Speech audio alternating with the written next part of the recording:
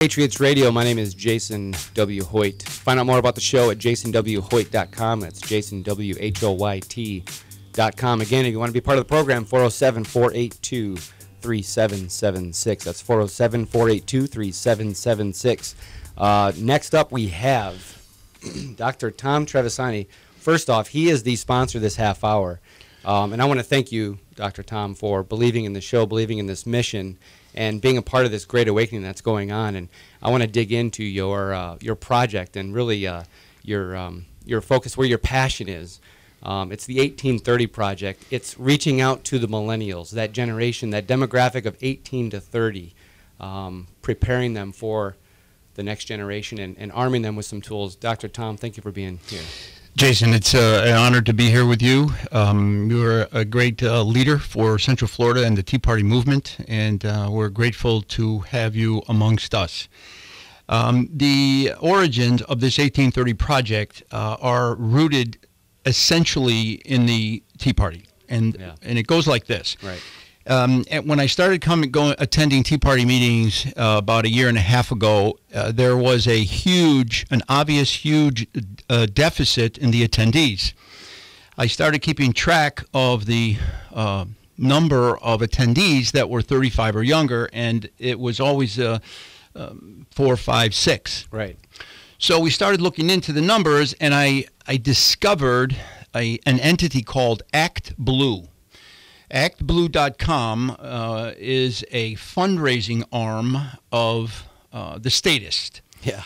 And it was initiated by a young man on the campus of Berkeley who in 2006 left school to join forces with like-minded statists to raise money. Right. And how many times do you hear Berkeley and statist in the same sentence? Almost irrevocably. Yeah. Right. So that gave us the impetus to look into what this Act Blue was. It is essentially a fundraising arm directed essentially toward the 50 million young Americans in this country between the ages of 18 and 30. Right. They don't even go after any older Americans. They focus essentially and explicitly on the 50 million Americans in this country between the ages of 18 and 30. And we found out that in the 2008 election, that of those 50 million, 70% of them are registered voters and over half are registered Democrats. The constitutional link to this demographic is almost non-existent. Right. So we are trying to re-energize the link between the existing fundamental founding roots of this country, American exceptionalism, individual freedom, equal justice, rights from God, and reinstill those values in these young Americans because freedom is in their hands. Absolutely, and this is a major uphill battle. I'm going to play a soundbite here that it's actually somebody sent me last night. This is from last November on Fox and Friends. This is from he's a local actually here at Valencia Community College. He was on Fox and Friends, national Fox News, Professor Jack Chambliss in his economics course, and this is what he went through. It's a lesson about the American dream, and all you parents and kids out there cannot afford to miss this segment. Joining us right now is economics professor at Valencia College down in Florida, Jack Chambliss. I understand on one of the first days of your class, which is predominantly sophomores, you asked the kids to get out, write a 10-minute essay on what the American dream means to them. And this year, the results were jaw-dropping. Tell us a little bit about it. Well, in addition to asking them what the American dream looks like for them, I then had them write specifically what they wanted the federal government to do to help them achieve that dream. Right. I took the essays from 3 classes, about 180 students, back to my office, and over the next day poured over them. About 10% of the students said that they wanted the government to leave them alone and not tax them too much and let them regulate their own lives. But over 80% of the students said that the American dream to them meant a house and a job and plenty of money for retirement and vacations and things like this. But when it came to the part about the federal government, 8 out of 10 students said that they wanted free health care, they wanted the government to pay for their tuition, they wanted the government to pay for the down payment on their house, they expected the government to, quote, give them a job. Many of them said that they wanted the government to tax wealthier individuals so that they would have an opportunity to have a better life. Here, So, well, I tell you what, Jack, we've got a little snippet from one of the essays one of the kids wrote. As human beings, we are not really responsible for our own acts, and so we need government to control those who don't care about others. 10% of the kids wanted to be left alone. 80% plus. And now listen, this is an economics course. This isn't students that are majoring in basket weaving and they're taking an economics course for their major. They're actually interested in economics to a point where they're going to, or it's a requirement, but at least they're in that frame of mind. And that's what they think. That's what the American dream's all about. We have such an uphill battle. We have an uphill battle, and that mindset is a direct result of the statist mentality that has existed in this country since the inception of, say, FDR, Woodrow Wilson, Sure. etc. Once the connection between tax dollars and votes was connected. Once that connection became in existence, then the mindset of the politician was, what can I do to get votes by giving away stuff? Now, remember, you were working on this project and really developing where your focus is going to be, where your passion is, and a lot of it, you told me early on, you base it off of Margaret Hoover's book, American Individualism. Right. And in the book, they have chapters on, it talks about generational theft.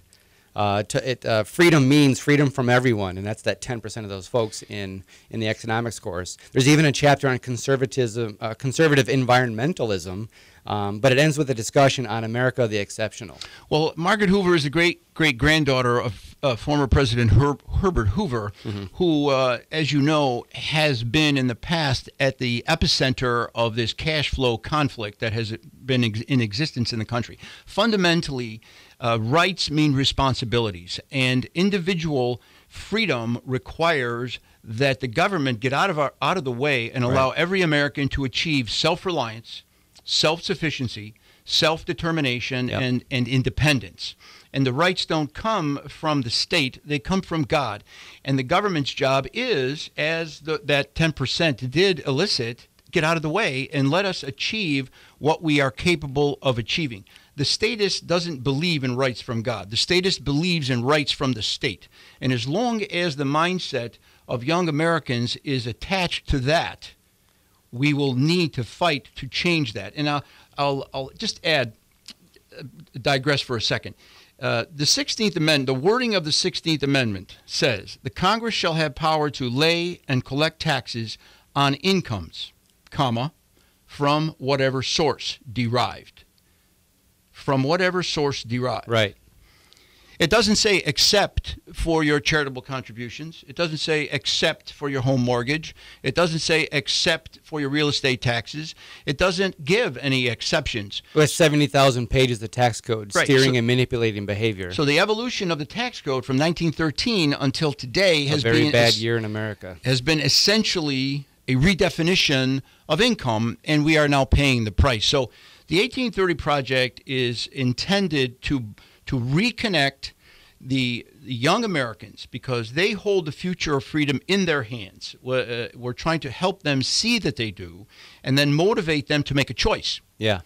The choice is reject statism. Statism is bad for your life, and fully embrace the concepts of individual freedom and self-reliance. And in this great awakening, it is not R versus D anymore. This is statist versus individualist. You either believe in the individual, you either believe in what the Declaration says, where it first recognizes our rights come from God, and secondly it says, and to secure these rights as the proper role of government is to secure our rights so we can be free and do what we want to do.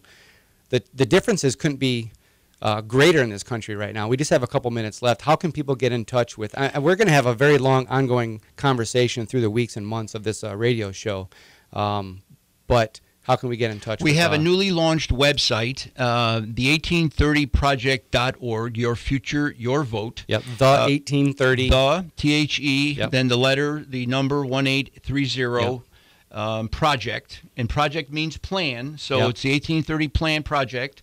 .org, and we have a donor section and an event section. So if you'd like a speaker, you can get in touch with us. We'll come and present. If you want to donate, you can help out. And I'm looking forward to being a part of that and really helping to spread that message, because I think it is so important. And I want to thank you again for sponsoring this half hour of the radio show of American Patriots Radio. You can learn more about this show also at jasonwhoyt.com. It's jasonwhoyt.com. Dr. Trevisani, I do want to thank you for being here. Coming up in the next couple of segments, we have Matt White coming back from University of Common Sense. We have some things to go over about the education. I got a couple more sound bites from that Fox News clip with Professor Jack Chambliss. We're also going to talk to the founders of the first ever National Conservative Film Festival to talk about Hollywood coming out and being a little bit more conservative, wanting to get a little bit noisier. This is American Patriots Radio. Jason W. Hoyt.